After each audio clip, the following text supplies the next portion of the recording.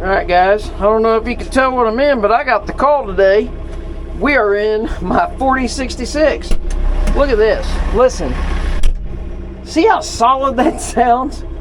Whew. I love the tractor. Park and brake. Got go pedals. Let's put us in B. Oh, maybe I kicked this in neutral. There's B there. Joe said he felt like it'd take off pretty quick. It feels pretty snappy.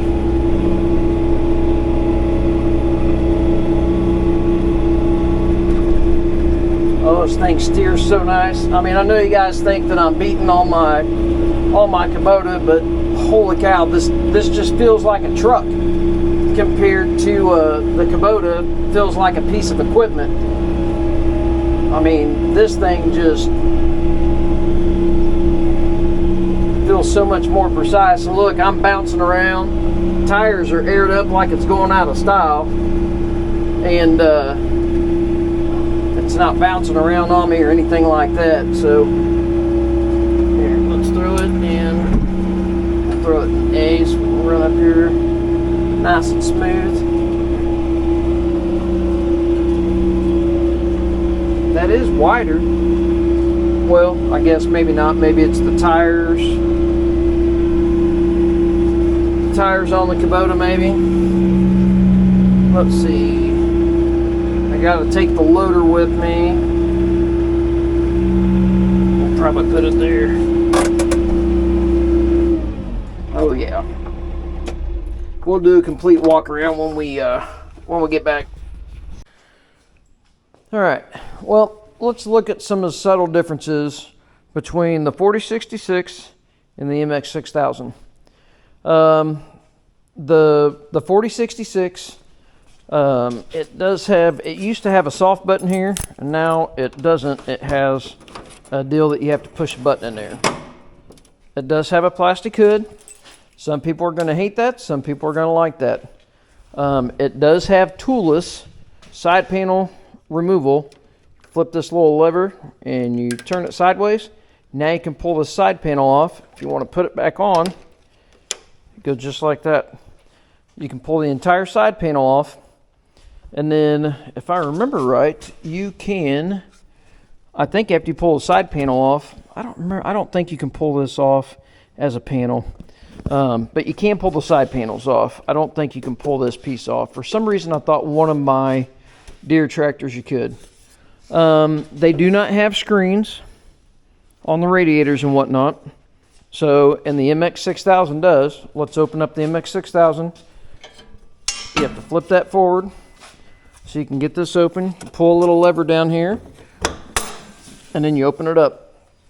The MX6000 does have screens. Okay? So there's one difference. This is a metal hood. This is all plastic on the front. I mean, I know it used to be plastic. It's plastic. Plastic, plastic. Everything's plastic on the front. Some people don't like the plastic. They say it breaks. Well, I've brush hogged with, I've already owned this tractor before, so there's going to be a couple things that we talk about that I'm going to bring up. Power-wise, I push snow with it a lot. I've pulled a lot with it, and I've brush hogged with one of these before. I literally owned this tractor before, and I missed it ever since I got rid of it. I got into doing a lot smaller stuff. I didn't need as big a tractor. I traded this in on a 3039R, and we were laying a lot of sod for a couple companies for a while.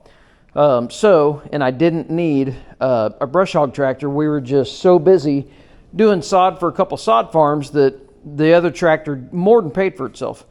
So when I tell you I know what this is going to do snow-wise compared to this, I already know. I've already basically owned this tractor, just not this newer model. And I can show you some of the updates from what I remember. Okay, so daily checks. Check your oil down here. Change your oil. You know, it's not a daily check, but if you're changing your oil and your fuel filter, you have to remove this panel. It is toolless. Okay, it's toolless. But you do have to remove that panel, and you have to move a line to get the oil filter out, really. You could get it out, but there's a line back there. It's kind of a pain. And then your water separator. Let's go over to the Deere. So, got the hood up, have the side panel on. I can change my fuel filter, my oil filter, and my water separator. And so if I change my oil, I don't even have to have the hood up besides to add oil to it. It already has the, I was going to paint my dipstick on the Kubota, but it's already got a yellow dipstick on the oil check. So don't have to paint it. Another thing, look at the steering on it. The steering is behind the axle. The steering on the Kubota is in front of the axle, and this is actually a double-sided cylinder for your steering.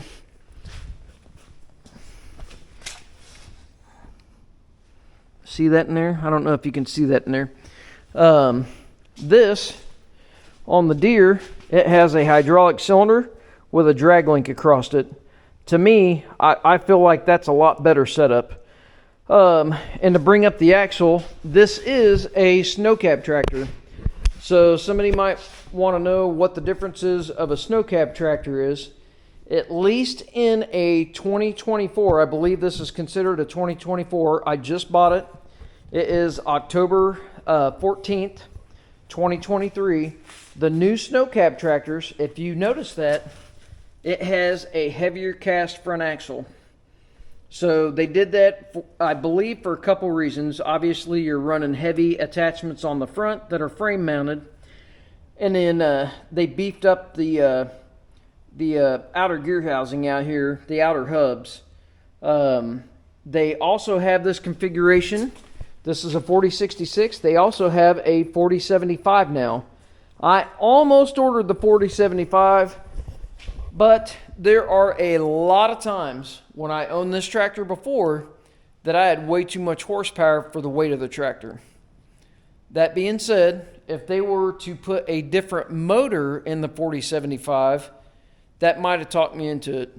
But when you're using the same motor and you're just running that motor up, I would rather have the same motor at a lower horsepower in a tractor that I know I probably don't have enough weight to really use that much horsepower. So I decided against the 4075. I really like the 4066. It does good on fuel. I like all the amenities. I know this one, the Kubota, it's an MX6000. A lot of the stuff is very mechanical. It's, mechanical linkages and all that. I know a buddy of mine's like, all that stuff in the new Deere, especially this one, is a lot of electrical. I understand that. I am fully aware. But I think you'll see, and it depends on your dealer. So when I had one of these ordered last year, when I bought this, I had one ordered and there was $2,500 separating them. These days, I don't know, because my dealer, they helped me out on price a little bit because I sent them a lot of work. They like my videos, so I probably get this tractor a touch cheaper than you. I'm still paying over cost. I'm not Tractor Time with Tim. I don't get it for free. I bought it. I have a very high payment on this tractor. But when I bought this tractor, I know for a fact there's $2,500 difference. Let's explain how that was probably a mistake on my part. So if you watch all my videos, I put a Grammer seat in it. I guess you have to have the key on. I put a Grammer air ride seat in it. That was $1,500. Do your math for me. That was $1,500. Well, I guess we can't do math because I don't remember how much my rear remote was. So I bought one rear remote kit. I put it on. You watched me do it on the channel. I want to say it was $600 or $800. So then we're getting, let's just call it $500, just for easy math. And that way I'm not overestimating it. So then we have $2,000 in it. It seemed like I did something else to it. You guys might be able to tell me. I don't remember. But basically, it almost ate up the difference between the two tractors. So if we go over here and look on the back, this is a snow cab tractor. It's a little different than normal ones, but, well, and you can't see. I should have done this outside. Let me pull the tractors outside.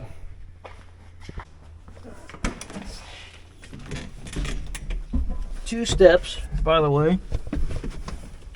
Listen to this.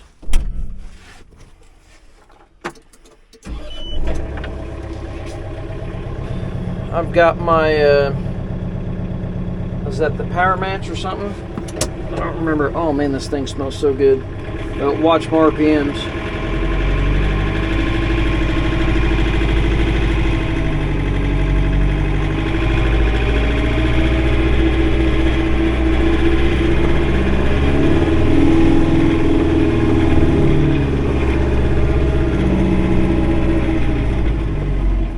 I think we're going to have to measure the turning radius on these, because this thing, look how steep the wheels turn.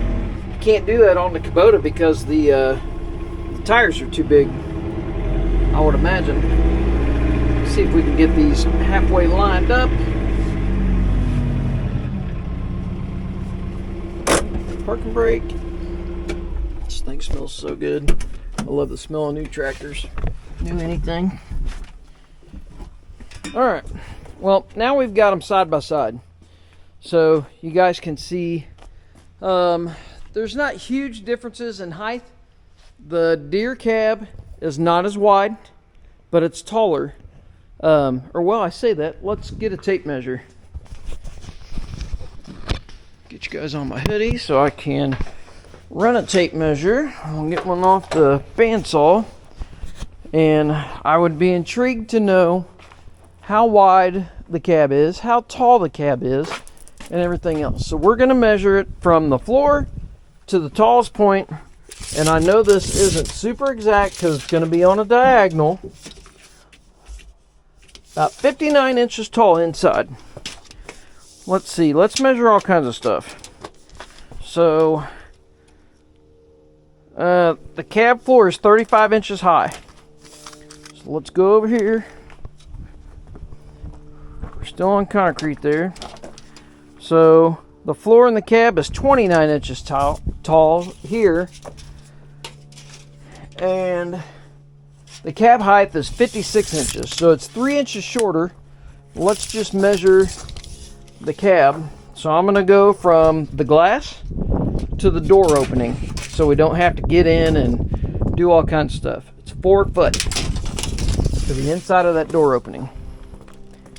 Because this might really talk somebody in or out of something. I'm against the glass. 4 foot, I guess. 46 inches. I mean, this cab does seem bigger, but this is a really squared off cab. This cab kind of tucks in, as you can see. I really would have told you that the Kubota cab was bigger. But let's get up in them real quick. I'm going to show you something. So the Kubota cab is very, very basic. Even if you get an L6060, it's fairly basic. You have this weird little thing back here. You have a whole lot of inner wheel well, right? Whole lot of inner wheel well. Then you come over here and you have your awesome little cup holder that's super deep, but you couldn't even put like a 32-ounce Gatorade bottle on it. And then I don't know what this is. I guess a handle. I mean, I can fit that in there. That's about all I put in there is my phone charger thing, because I'm not quite sure. I guess it's a handle, but usually I hold here. You know, your work lights and stuff like that. You've got a lot of vents, but you have a whole lot more glass. Surface area of glass. You know, this corner pushes out here instead of rolling back like the Deere and all that. You know, very simple controls. You do not have a speedometer. You have a tach, a fuel gauge, and a temperature gauge. That's it. And it tells you your hours down there. One thing I'd love to point out is when I'm operating this, it's probably just me, but that loader thing digs into my cab. like when I'm cruising around, and it's pretty painful, you know. And I know this is the cheaper one. If you got the L6060, I think it's got the loader in it like what the Deere has. And then, you know, your draft controls, everything down here like typical. Here's my single remote, and I use that for my hydraulic top link. Low, medium, and high tucked away down in here. Here is your cruise control. Four-wheel drive. You pull it to engage four-wheel drive, push it down to disengage. And then your diff lock, your brakes, obviously, tilt wheel, you know, all that type of stuff. Your radio and your AC controls are up here. Speakers are kind of up here in the back. A lot of vents. There is a lot of vents in here. But you have a lot of glass. And remember, single step, but that's because I think we were 29 inches there. In this cab, it's a lot taller. Handle on the outside. Kubota doesn't have a handle on the outside. You have to use the one on the inside. And then as you get in, let me put you back on here. As you get in, you can have 3 points of contact. So you get in, and it has a cup holder here, but this is a hand grip also. It's kind of shaped like a hand grip. So when you go up your 2 steps to get up nice and high, remember you're in a tractor. You want to be nice and high. You want to be able to see things. Now let's go over some of the nice stuff in the Deere. Turn the light off for the door so it doesn't just sit there and drain the battery for no reason. The first thing, do you notice anything here? A sun visor. How inexpensive do you think that sun visor is that Kubota doesn't put in their cab? You do have, you know, multiple vents. You got 3 vents on each side. Look at the heft of the front axle. I mean, that is a snow cab tractor, so it's got the heavier axle, but it's just look at the outer hub there, and then Kubota still uses the bull gear. So I mean, to me that looks a lot bigger and heavier. I do like the loader setup on the Kubota. It's got that big heavy bar that goes all the way back to the back axle. I do like that. That's nice. The Kubota still has the 3-link adjustable. So does the Deere. I did not get the adjustable end links. I don't need them. That quick hitch right there is going right over here. So I do not even need adjustable links on it. I'm going to set it and forget it. I like the fact that it has a dipstick instead of the sight glass. You know, if a dipstick kind of wears out and gets loose, you can replace it. I know you can replace a sight glass, but a lot of times, you know, just kind of get mucky and you can't tell what the heck's going on your tractor. I do like the fact that the rear remotes are kind of tucked in and out of the way, all hard line. I don't know if you can see that, but hard lines. This is a factory kit from Kubota, and it's just something that you bolt on the back of the cab, and it's got soft lines going down to the valve. I definitely like the fact that we have painted hard lines that goes over to the valve over here. It's nice. You know, either way, I'm really not, you know, set on the square stock style or the round style of the draft link stabilizers. As long as they're adjustable, I don't care. These are kind of nice, so I don't know if I can get it out. Yep, I can. So you pull this.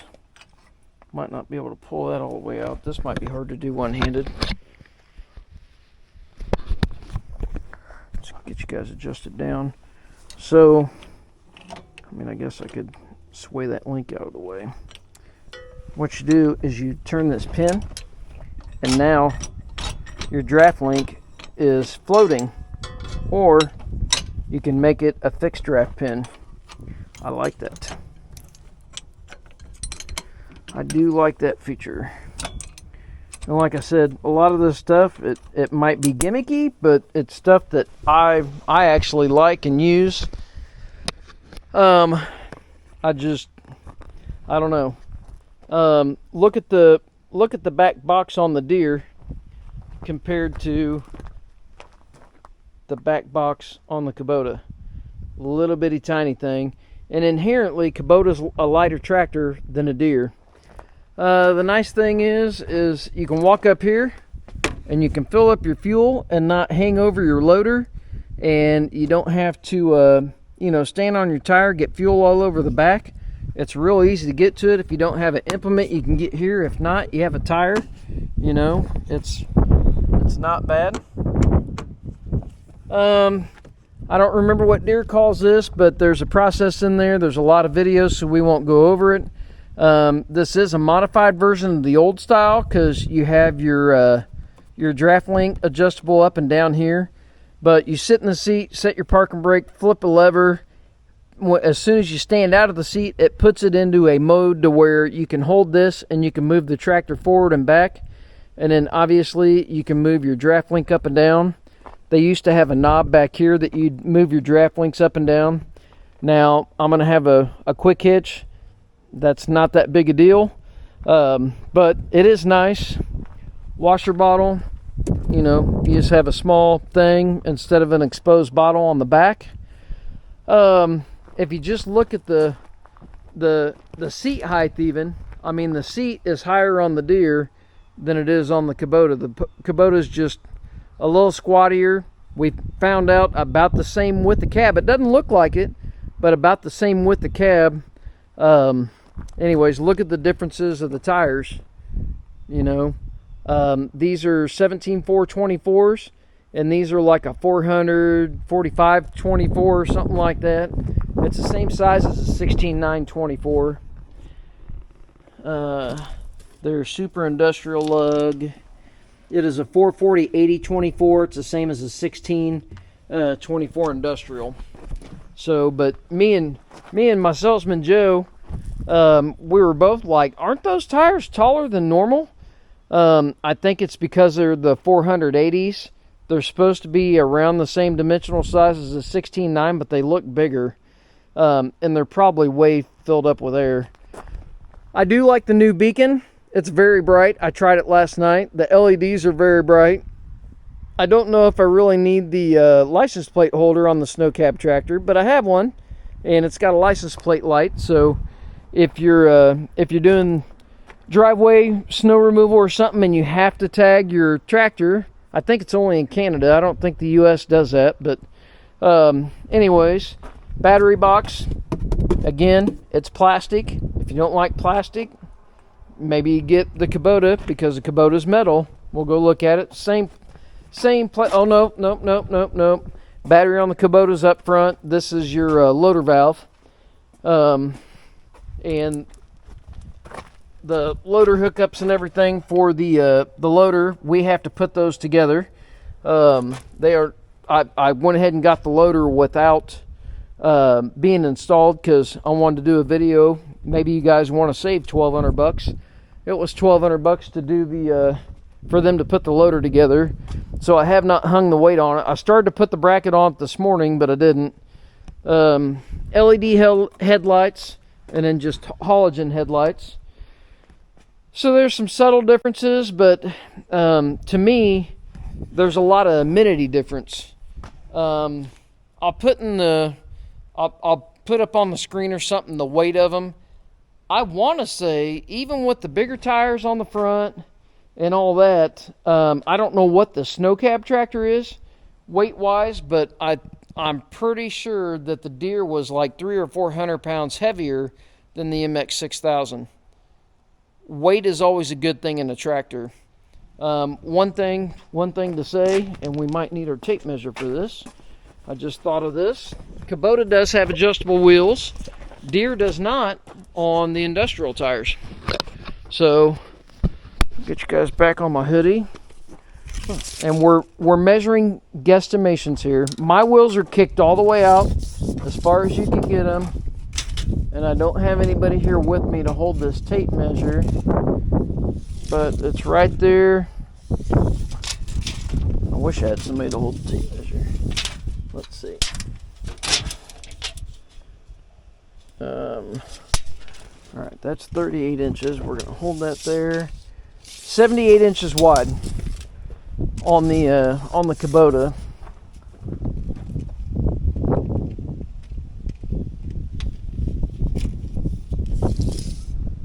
and we're about 71 on the Deere. But I so happen to have a factory set of wheel spacers. But I think I'm gonna get. I don't know. There's a company that sells them. Good Works Tractor. He's sponsored by him, I think. So I think I'm going to get a set of those, like some 2.5s or something. I think the factory ones are like 5.5, and it gets it out there a ways. I'm the type, I like the center of the back tire to be on the outside edge of the front tire. I know that sounds messed up, but if I can get it in that realm, I'm usually pretty happy. The MX is kind of close. It's got really wide tires. If it didn't have that wide a tire, it'd probably be there. It always seems to do really good on hills when you get it around that point. You can get a rear fender kit. I did get a price on that. I think he told me $425 for a fender kit. You can get a front fender kit for this. I believe the fenders do not move with the wheels and tires. I don't know that for a fact. I don't remember if they move with the tires or not. I would think they would, because they probably mount right there, the brackets. But anyways, factory hold down, kinda. Here's a factory hold down on the Deere. Nothing on the Kubota. I put the D-rings on it. If you guys watch all my videos, you saw me do that. I do that on all my Kubotas. Me and this one just did not get along. Let's talk about that. So this is a mechanical valve. It's a mechanical valve. So when you push this forward, you're running the hydraulic valve. The Deere is electric over hydraulic. And again, if you don't like electric over hydraulic, you won't like the Deere. If you don't like electric controls. But with this being, it's got really good tension, and it does have a stop. But with this being electric, so if you're driving around and you're kind of in a bumpy area, you're not getting that jolting, jerking and all that. That's where me and the Kubota did not get along. Between that and the big old giant tires in the front, the part of the tractor I liked about it was a part of the tractor I think is what helped killed it. I can run around with 8 or 10 pounds in those tires. Now, I don't run a loader. I know if I ran a loader, it would settle it down. I know if I put a whole bunch of plate weight in the front, it would settle it down. I can put 3 of the John Deere weights on it, and it settles it down to where it's okay with about 8 or 10 pounds in the front tires. I just didn't want to have to do that. And Kubotas, like I said before, are inherently light. I know that I used to have a Land Pride RCR 2596, which is a big double spindle, medium duty brush hog, and I can pick it up with this tractor with no weight on the front, no loader on the front or anything. I had loader brackets on mine, which my loader brackets are on my loader, or on the pallet with the loader. But anyways, I know this tractor will back up to it and pick it up with no weight, especially the snow cab tractor with the heavier axle. I don't think it's that much heavier, but it is heavier, because it does have a lot of beef to it. But anyways, hopefully I hit on enough comparisons with it that you guys can, maybe it'll help you make a decision, literally comparing the two tractors side by side. If you don't mind the cab, being more square, you're not losing any interior space, maybe an inch or two. But I like the taper of the John Deere. It keeps me away from trees more. I don't know how many times I'm in grading something or seeding something, and I'm forever hitting the cab corner there, that big thing that hangs off the back of the cab and stuff. I'm trying to get close to trees and all that when I'm seeding or brush hogging or something, and I'm always, you can see it. I'm scraping trees and all kinds of stuff, especially up here, because that cab doesn't roll in. I kind of like the Deere. I'm not saying I won't scratch the Deere up, but I like that. Now, I've got mirrors for this tractor sitting on the shelf. I did not get mirrors for this, but he told me if I wanted them, I'd get them. I'm going to look for a different interior mirror. If I can figure something out with that, I think I'm good. I don't typically run mirrors on them because I knock them off when I'm brush hogging or seeding. But another thing, well, I guess they're both kind of tucked in. This this loader setup, it is pretty decent. We'll probably have to do, we'll probably have to do a loader video too. This loader is decent because you can pull away from it pretty good, but this one you can too. I think you guys will be impressed with how easy this loader is to put on. And you don't have to have a bucket on it to take it off the tractor. It has a kickstand thing that comes down, and it literally picks it right off the tractor. You can have your plate just sitting on the ground or whatever. It doesn't matter. And I think we're going to modify the plate on it because it does have this weird little quirk to it that I'm not real impressed with. So we might modify that. I remember it from my old tractor. But anyways, hopefully that might help you guys out. The Deere does have a brush guard that comes with it. When you have a loader, it comes with the loader. So if you don't get a loader, you don't have a brush guard. But it does have a brush guard. Again, you don't have to pull the brush guard out to open the hood because the top of it opens. Then you can pull your side panels off and you can get to the whole tractor. You'll just have the nose on it with the headlights in it. And I don't remember for a fact, you may be able to pull that out. I'm not real fond of I always have a car key in my truck, or I'd imagine you could probably take the tractor key. I kind of wish they'd go back to the soft button instead of having to go in there, but maybe that'll help keep people out of your tractor. I don't know, probably not. But anyways, there you go. There's a comparison side by side with an MX6000 and a 4066R. I can tell you, pushing snow, this tractor pushes harder than that tractor. We don't get the snow like we used to when I owned that tractor. And this tractor, it struggled a little bit pushing snow. This tractor, we used to get more snow when I owned a 4066, and that thing will smoke that power-wise, pushing snow. Anyways, let me know if you have any questions. Maybe I can answer them. I don't know. Man, it's crazy just seeing the floor height even, and then the roof of the cab is not that much taller. You just gain all that headspace inside the roof line. Instead of having that flat surface in the cab, it's very domed in the Deere tractor, so you get a lot more headroom, but you are up higher, so you have better visibility. That's one thing I always felt like I was, kind of in a squatty tractor when I was in the MX. I kind of thought it was because of the front tires, because the front tires are so wide.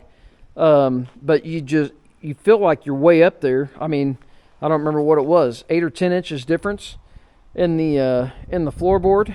So, anyways, there you go, guys. MX6000 and a 4066. If you want to see this thing working, this is going to be our new tractor. That's going to a new owner.